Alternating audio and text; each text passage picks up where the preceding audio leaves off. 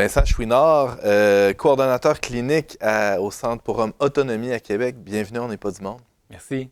Très heureux de t'accueillir. Je me posais la question en préparant cette émission. Est-ce que c'est rare, un centre de ressources spécialement dédié pour les hommes en difficulté? Est-ce qu'il y en a d'autres, par exemple, au Québec? Absolument. Je dirais qu'il y en a dans toutes les régions. OK. Souvent, il y a un peu... C'est bicéphale. Il y a beaucoup dans toutes les régions, souvent un organisme qui vient en aide aux hommes ayant des comportements violents.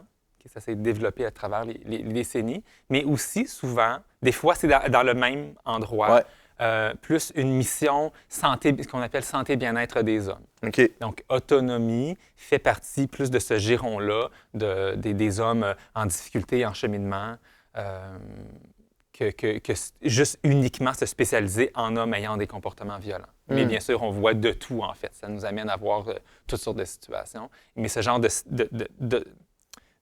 d'organismes comme Autonomie, il y en a partout là, sur le territoire du Québec. OK. Je ne veux pas remettre en question vos communications, mais j'ai l'impression qu'on n'entend pas beaucoup parler. Est-ce que Mais c'est fou parce que Autonomie a plus de 40 ans. Ça en fait le premier organisme pour hommes du Québec, historiquement. Et encore des gens, à chaque fois qu'on reçoit des hommes à Autonomie, on leur demande en service d'accueil, on leur demande comment ont entendu parler d'Autonomie. Et il y a beaucoup d'hommes qui disent « je ne vous connaissais pas ». Alors, et pourtant, ça fait 40 ans, là, je veux dire, Québec, c'est quand même pas si grand que ça. C'est un gros village, là, maintenant. Bien, c'est ça, là. Et souvent, d'autres types d'organismes vont être plus connus des gens que les organismes pour hommes. Parce qu'on pense que les hommes n'ont pas besoin d'aide. Comment on s'explique ça, que ça ne soit pas un sujet médiatiquement parlant? C'est comme si c'était un non-sujet. Là. Pourtant, on voit les conséquences de la violence des hommes tous les jours aux nouvelles. Oui. Mais c'est comme si on ne cherchait jamais à aller en amont ou à gratter. OK, pourquoi on en est venu là? Est-ce qu'il y a quelque chose qu'on peut faire pour éviter ça? Vous êtes en plein là-dedans, là. Absolument. C'est autant les hommes qu'on pourrait étiqueter, entre gros guillemets, là, d'agresseurs, mais aussi des hommes qui sont victimes de toutes sortes de situations, de victimes d'agressions sexuelles, victimes de violences conjugales par leur conjointe ou conjoint. Donc, on reçoit tous ces gens-là, mais c'est vrai que souvent, et c'est quelque chose, un peu une critique qu'on soulève quand je donne de la formation, par exemple. Je vais parler en ce qui a trait les médias. Souvent, la ligne éditoriale, c'est de beaucoup mettre de l'avant la dangerosité, la toxicité des hommes ou du masculin, en oubliant complètement que, oui, il y a des hommes victimes, oui, il y a des femmes violentes. Donc, c'est très éclipsé là, dans les médias quand on regarde les chroniques, les éditoriaux, des choses comme ça. Ouais. Donc, j'en fais un peu la preuve. Donc, c'est pour ça que des fois, quand on entend parler d'hommes victimes ou encore plus d'hommes victimes de femmes, les gens tombent des nues, mais pourtant, non. Les statistiques sont assez claires aussi là-dessus. Sont assez claires, mais il y a une disproportion. On s'entend, les comportements violents, statistiquement, sont plus souvent le fait d'hommes. En tout cas, quand on voit en tout cas, violents graves, là, qui mènent même à des décès. Il y en a peut-être d'autres qui sont plus discrets, mais quand même, d'autres gestes, là, je parle. Mais pour ce qui est des ceux qui ont des conséquences les plus néfastes, c'est clairement plus souvent le fait d'hommes. Y a-t-il quelque chose en nous qui est brisé? Qu'est-ce qui fait qu'on en vient à tuer dans des histoires qui, à l'origine, étaient des histoires d'amour, même? Oui, bien, c'est ça. Et puis là, il y a comme plein de choses là-dedans. On pourrait en parler longtemps. C'est certain que, oui, les crimes les plus graves sont perpétrés par des hommes. Il faut savoir que, mettons que si on parle des meurtres, par exemple, mais il faut savoir que, oui, en contexte conjugal, bon, les hommes vont tuer à 19 fois sur 20, là, comparativement aux femmes. Il faut savoir que les hommes, si on regarde les homicides, plus généralement, tout type de meurtre dans notre société, les hommes vont commettre plus statistiquement de meurtres envers d'autres hommes que des femmes. Donc, il y a plus au Canada d'homicides d'un homme qui tue un autre homme que d'hommes qui tuent des femmes. Donc, il faut savoir aussi que les hommes, on parlait de la hiérarchie d'hommes et tout ça, on faisait des blagues avec le mâle alpha, mais les hommes peuvent être très dangereux entre eux aussi. Ça, il faut le comprendre aussi. Oui, ça met en contexte quand même. Là. C'est ça. Et donc, je ne pense pas qu'il y ait quelque chose de brisé parce qu'après, il faut savoir que quand même, des hommes qui vont aller aussi loin Je veux dire, on est quoi, là, 39 millions au Canada à peu près, 38-39 millions. Mais je veux dire, des homicides, il y en a, mettons, 300 par année. Donc, je veux dire, c'est quand même un sous-groupe d'hommes. Tu sais, justement, dans ma formation, souvent, je finis avec quelque chose de positif. Je leur dis 97 des hommes ne commettent aucun crime contre la personne. Tu sais, il faut comprendre qu'on parle vraiment d'un sous-groupe. Des hommes qui sont aussi violents, qui tombent dans la violence interpersonnelle et dans l'homicide et des choses comme ça. Là.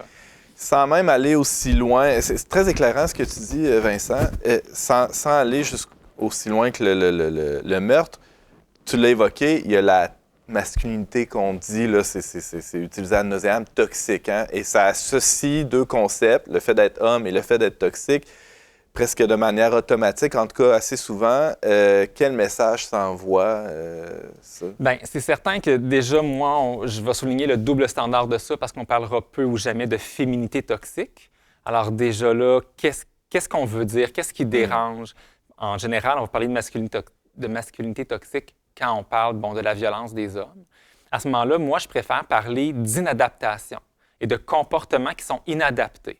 Parce que ça, bien, c'est plus tangible. Un comportement, ça se voit, ça peut se modifier chez une personne, alors qu'une masculinité toxique, c'est quoi? Faudrait que j'arrête d'être un homme, c'est quoi? C'est ça, c'est comment qu'on fait ça. Tu sais, je ne peux pas faire une thérapie sur la masculinité toxique ou passer un test qui dit « vous êtes toxique à 62 ».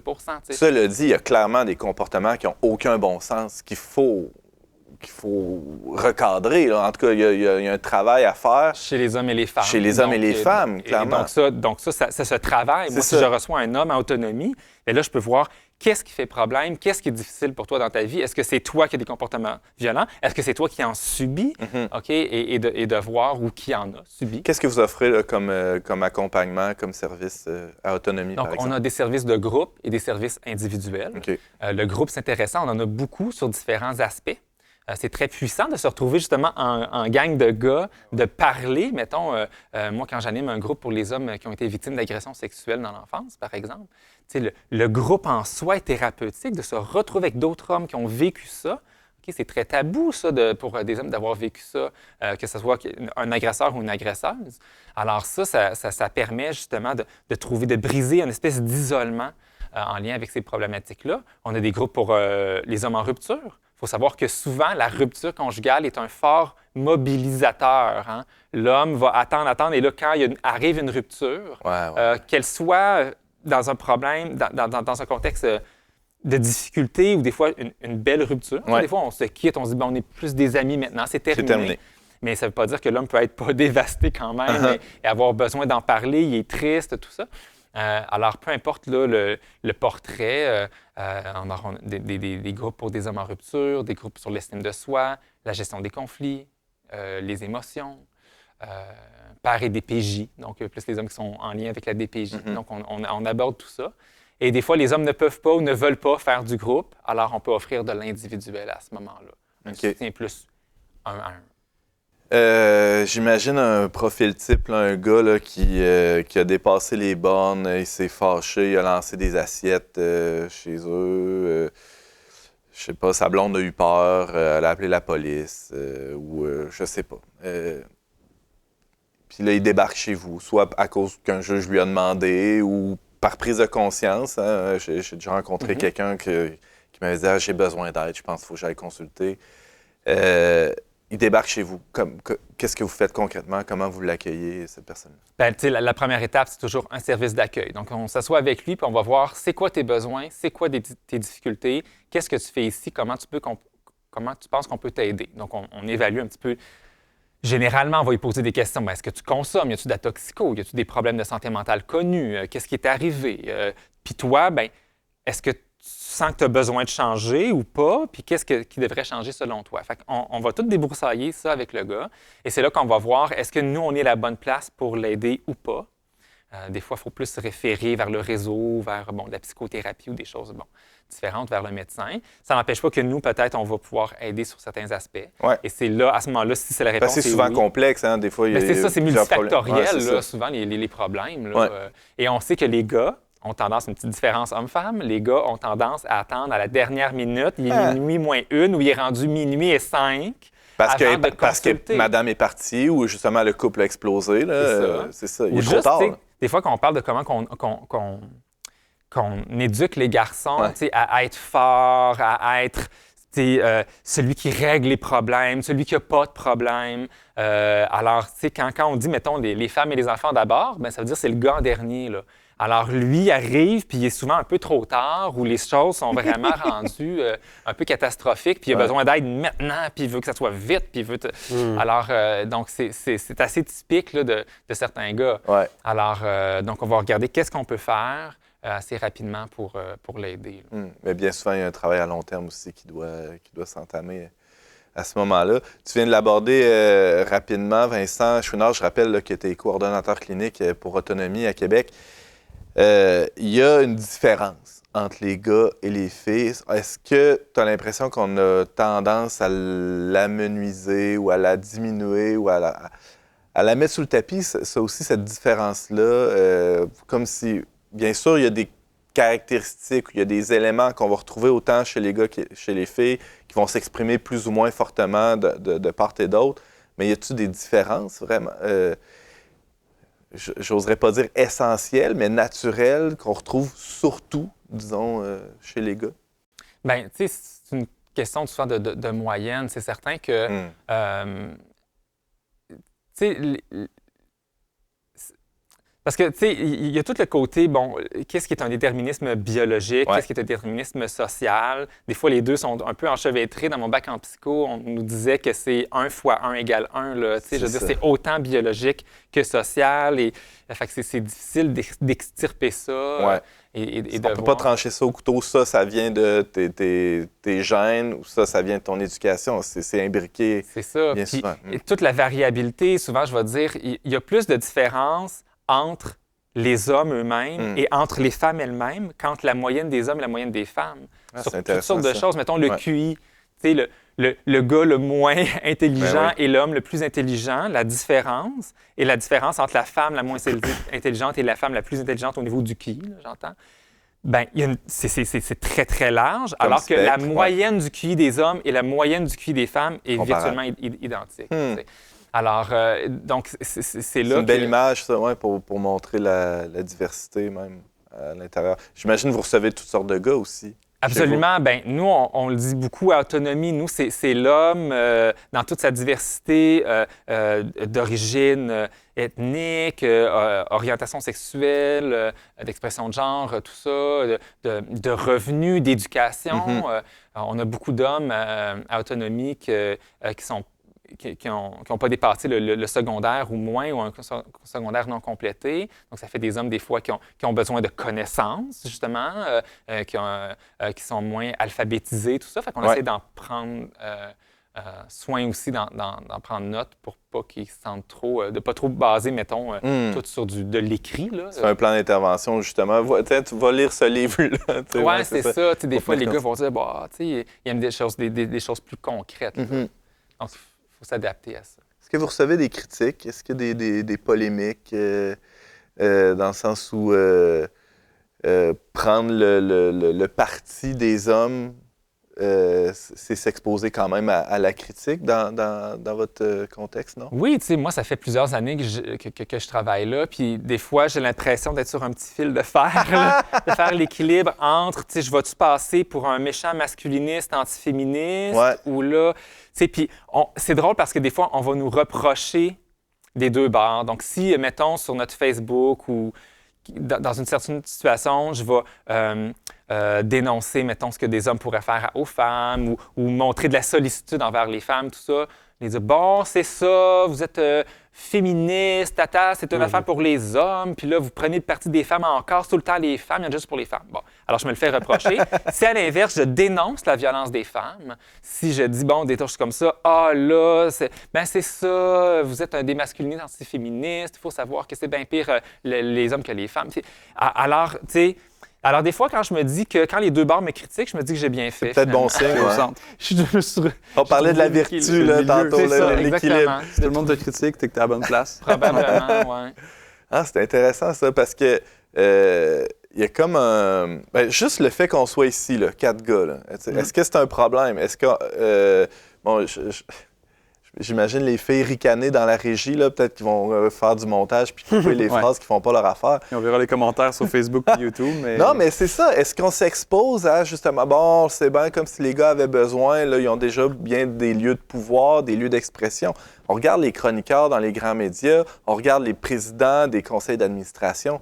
C'est des gars, encore dans la grande majorité des... Il y a un pouvoir symbolique, il y a un pouvoir économique, il y a un pouvoir culturel qui est encore dans les mains des gars majoritairement. Est-ce qu'il y a moyen de parler de ces choses-là sans avoir l'air d'être justement complaisant avec ces structures, ces dynamiques-là de pouvoir, de domination? Bien, j'espère, parce que, tu sais, sinon, tu sais, il faut faire attention. Tu sais, bien sûr, des fois, on parle de boys club. Ouais, comme ici, là. Ben, c'est ça, c'est-tu un boys club? Ben, si c'en est un, pourquoi pas? Puis qu'est-ce qu'il y aurait de mal à ça? Tu sais, je veux dire, tu sais, les sphères d'influence, tous sont diverses. Si je regarde, moi, le milieu de l'éducation ou le milieu des santé et des services sociaux, je veux dire, ça, c'est des girls clubs sur tous les étages, là. Je veux dire, puis des fois, mettons que moi, je reçois un père qui est en lien avec la DPJ, je veux dire, c'est quasiment juste des femmes intervenantes. S'il est en lien avec des avocats, ça risque peut-être d'être une avocate. C'est des procureurs, madame la juge. Les gestionnaires qui s'occupent de son intervenante, c'est des femmes aussi. Je veux dire, il va être entouré de femmes. On va peut-être lui demander d'aller au CLSC ou d'aller trouver de l'aide. Et ça va être les psychologues, les travailleuses sociales, c'est presque juste des femmes. Donc, cet homme-là va se retrouver dans sa vie à ce moment-là entouré de femmes aussi, puis ça va avoir un enjeu, là. Il y a des enjeux de genre là-dedans aussi. Alors, tu sais, je pense que c'est sûr qu'on peut mettre beaucoup l'accent sur les zones de pouvoir, puis c'est vrai qu'il faut quand même se réfléchir là-dessus, puis c'est important de le faire aussi, là, pour trouver l'égalité, l'équité dans tout ça. En même temps, peut-être qu'on a tendance à oublier qu'il y a des sphères plus féminines où les hommes vont aller graviter aussi. Et à l'école aussi, bon, tu es enseignant, je veux dire, ça aussi, ça a des enjeux puis des conséquences sur comment les gars se perçoivent ou ce qu'ils vont vivre comme expérience comme gars dans ces zones-là. Thomas, oui. C'est un peu, tantôt on parlait d'injustice, mais je pense que il y a un peu comme un processus inévitable qui fait que hommes et femmes ont souvent tendance à se voir en compétition l'un contre l'autre, alors que dans les faits, ils sont en pleine complémentarité. Tu sais, dans la nature, mâles, femelles ne vont jamais entrer en compétition l'un contre l'autre. Ils se situent en complémentarité. D'ailleurs, ça prend un mâle et une femelle pour donner la vie. Là. C'est comme un fondement de base là, qu'on ne peut pas discuter. Là. Sauf en de très, très, très rares occasions. Là. Mais sauf que c'est hommes et femmes, mâles et femelles, sont complémentaires. Ils sont faits pour être en équipe, pas en compétition. Puis tu sais, moi j'aime bien, c'est-à-dire si on y va plus dans la spiritualité, tu sais, Dieu divise, puis il a divisé entre autres jour, hommes et femmes, il a divisé jour et nuit. Mais de la même manière que le jour et la nuit, les plus beaux moments dans la journée, c'est à l'aube puis au crépuscule, c'est-à-dire au moment où les deux s'unissent. Lorsque le jour et la nuit s'unissent, c'est là que c'est le plus beau. Autant les deux existent séparément. Ça fait pleurer, c'est beau, c'est profond. Mais il ne faut pas pleurer, je pense, quand on est un homme. Je sais pas non, mais donc, les deux existent. Ça n'empêche pas de dire que les deux existent, mais dans la complémentarité, on a quelque chose de bien plus grand que dans le conflit, le combat. Mais c'est un peu inévitable qu'on soit toujours en train de regarder l'autre, dire est-ce qu'on va un jour s'en extirper complètement? Je sais pas, je pense que ça revient parce qu'on est différents. En fait, on a de la misère à être complémentaires. J'aimerais terminer une dernière petite minute là-dessus. Vincent, j'aimerais t'entendre sur on a un peu discuté, mais sur l'agressivité. Qu'est-ce qu'on pourrait faire dans nos milieux, dans nos familles, dans les écoles, pour garder un bon niveau, j'oserais dire, une saine colère, une saine agressivité pour éviter de verser dans la violence. Comment ça peut s'exprimer, ça, cette drive-là qu'ont les gars, des fois les filles aussi, puis qui cherchent une place pour se dire. Comment on pourrait avoir des milieux plus accueillants ou bienveillants là, pour ce genre de comportement-là sans que ça devienne justement étiqueté, toxique, violent, etc. Oui, bien, de comprendre que peu importe que ce soit un garçon ou une fille, l'agressivité en soi, c'est pas un problème. Comme je disais, c'est la violence qui l'est. Parce que la violence, c'est un choix. C'est pas mon choix nécessairement d'être en colère ou agressif, quoique je peux des fois avoir des perceptions qui vont augmenter cette colère-là ou cette agressivité-là. Donc, des fois, avec, par exemple, un homme, c'est juste de dire « OK, tu es en colère », puis de prendre le temps de dire « OK, qu'est-ce qu'elle veut dire, cette colère-là? Pourquoi je suis en colère? Qu'est-ce qui est en train de m'arriver? » Et puis après ça, d'utiliser cette colère-là pour être pertinent par la suite. La violence va pas... Maintenant, là, on n'est plus des hommes préhistoriques. Là. C'est très rare que la violence va résoudre un problème. Si je suis en colère parce que j'ai une facture qui est rentrée ou en colère parce que ma toilette ne marche plus, la violence, briser encore plus ma toilette ou déchirer l'enveloppe de facture... Ça règle rien. Ouais. Ça règle rien. C'est pour ça, c'est de dire, tomber, au lieu de ruminer sa colère, dire quelle résolution de problème est pertinente. Puis des fois, ça touche les gars de dire comment je pourrais être... on est des brouillards, on veut régler des problèmes. Je vous entends parler beaucoup d'injustice. C'est vrai que souvent, les gars, dans mon groupe pour gestion des conflits, ils disent « Hey, moi, l'injustice, là, ça me met... » Puis, tu sais, parce que les gars, souvent, ils ont un petit super-héros à l'intérieur, ils n'aiment pas ça, les injustices. Puis il y a des gars qui se sont mis dans la merde à cause d'injustice. Qui ont vu puis qui voulaient régler l'injustice, qui ont fait un Superman, puis là, ils se retrouvent avec des voix de fait. Puis mais à la base, ils voulaient régler un problème. T'sais.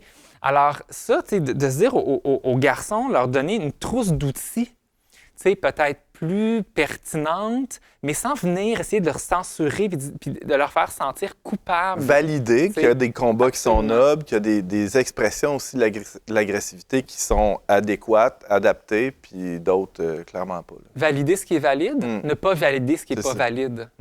Puis de sentir que le gars, il est valide dans son sentiment de justice, dans sa colère de qu'est-ce qu'il vit, et maintenant, comment il peut l'utiliser de manière pertinente. Vincent Chouinard, coordonnateur clinique pour le Centre Autonomie ici à Québec, un centre de ressources pour hommes. Merci beaucoup d'avoir été avec nous.